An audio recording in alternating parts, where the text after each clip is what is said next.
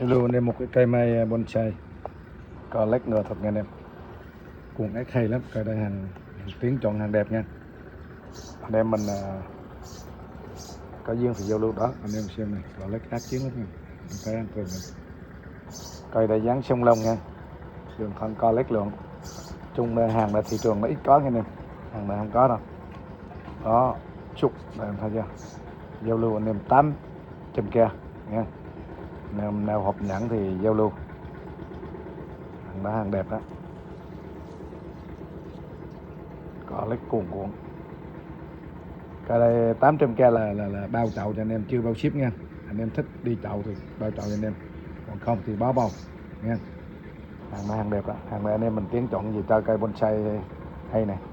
Cái đây dáng sông lông. Rồi chào anh em, gặp lại video sau. Anh em thích thì cứ liên hệ em.